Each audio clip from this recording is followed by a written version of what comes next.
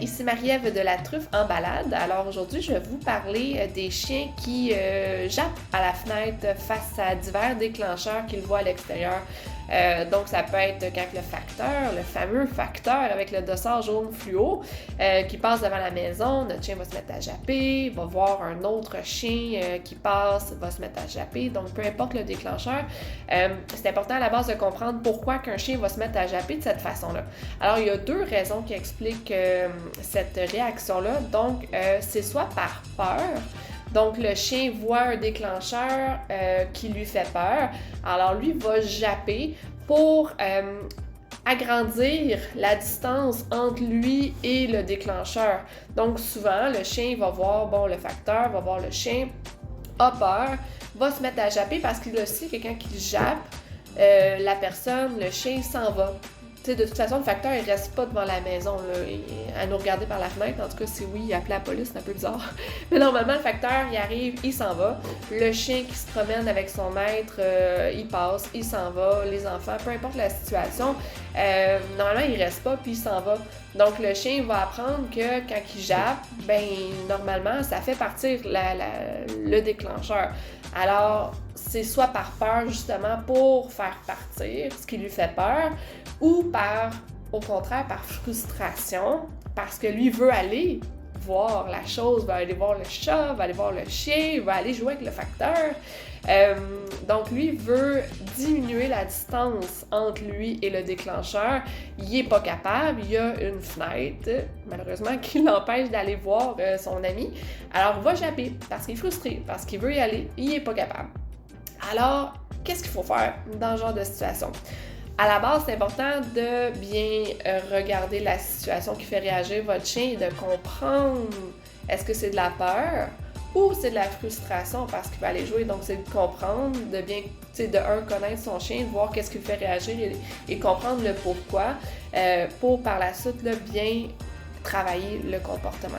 Alors, si par exemple, votre chien il a peur, vous voyez là que non, c'est de la peur, là, il est quasiment agressif. Qu'est-ce qu'il faut faire? C'est de lui apprendre que cette chose-là, ce déclencheur-là, ça ne fait pas peur et au contraire, quand je le vois, j'ai des récompenses. J'ai des caresses, j'ai des gâteries. Donc finalement, ce déclencheur-là, il ne me fait pas peur parce que j'ai des gâteries. Donc c'est de justement le récompenser. Parce que souvent, qu'est-ce qu'on pense? C'est que il va japper parce qu'il a peur. Donc je vais l'enlever de la fenêtre. Ou sinon, au contraire, je vais le punir parce que moi, je veux pas qu'il jappe. Moi, ça me gosse quand mon chien jappe, donc je vais le punir. Je vais lui mettre un collier qui l'empêche de japper.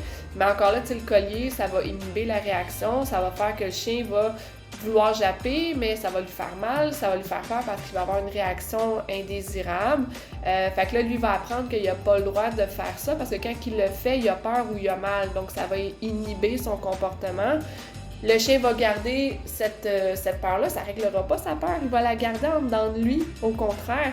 Puis ça fait des chiens qui peuvent faire des bombes parce qu'ils ont gardé cette anxiété-là, cette peur en dedans d'eux, parce qu'ils ne pourront jamais laisser aller leurs sentiments et possiblement qu'à un moment donné, ça peut exploser, là. Donc, on ne veut pas inhiber le comportement, là. Au contraire, on veut que le chien puisse être en mesure d'exprimer ses émotions. Mais d'apprendre aussi que d'apprendre à ne pas avoir peur de ce déclencheur-là. Donc, quand on voit qu'un chien, justement, jappe, on peut là, aller lui donner des gâteries puis le récompenser. Là. Ça, le chien va finir par faire l'association que quand je vois ce déclencheur-là, quand je vois le chien, finalement j'ai des récompenses puis c'est le fun, puis c'est de trouver aussi la gâterie ou le jouet qui va vraiment le faire qui va être très gagnante, qui va bien le faire réagir. Donc de pas utiliser les mêmes gâteries que vous utilisez habituellement à la maison là. Si vous donnez toujours du foie de bœuf là, mais ça se peut que l'élément qu'il voit dehors, là, le déclencheur, soit trop élevé, que votre gâterie habituelle soit pas assez suffisante pour le faire réagir, là, puis vous faire, il vous regardera pas. Là. Donc, dans ces moments-là, d'être prêt, et d'avoir des gâteries qui sont gagnantes, là, du beurre de pinot encore une fois, ou des morceaux de saucisse, des trucs qu'il n'y a pas souvent, et d'être prêt justement quand il y a ce genre de situation à lui donner des gâteries, à travailler avec lui pour qu'éventuellement il apprenne que tu sais, finalement cette chose-là elle me fait pas peur, là. J'ai des bonnes gâteries, on me félicite, on me récompense, donc ça va beaucoup aider, là. Mais c'est sûr que c'est un travail qui peut prendre du temps, mais c'est encore une fois de persévérer puis de pas lâcher. Autre chose aussi qui est importante de savoir, c'est qu'il est possible qu'on ait un chien dont l'anxiété soit beaucoup trop élevée pour apprendre quoi que ce soit et qu'on n'ait pas le choix de passer par de la médication.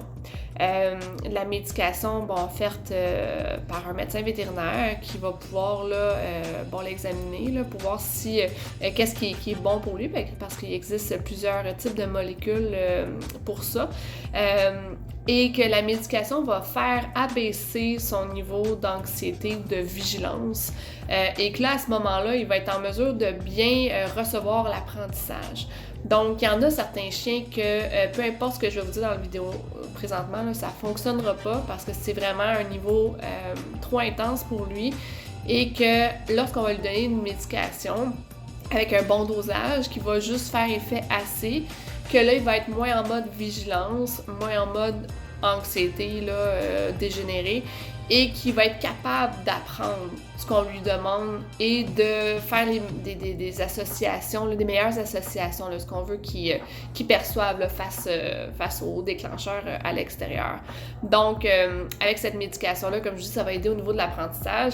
Puis, éventuellement, il y aurait un sevrage de la médication, diminuer le dosage, mais encore une fois, selon l'avis, les recommandations de votre médecin vétérinaire, évidemment, de diminuer le dosage pour, espérons-le, un jour pouvoir l'arrêter lorsque on va pouvoir avoir assez travaillé puis que là, les apprentissages vont être acquises et qu'on va avoir un chien d'une émotion plus calme et plus confiant et moins apeuré. Et aussi, c'est important de comprendre que les chiens, comme les humains, ils ont une certaine zone de confort où est-ce qu'ils sont à l'aise, sont confiants, ils ont une bonne émotion, mais que lorsqu'ils sortent de cette zone de confort-là, que ce soit plus difficile d'avoir le comportement souhaité et de travailler et que l'animal comprenne ce qu'on lui demande de lui.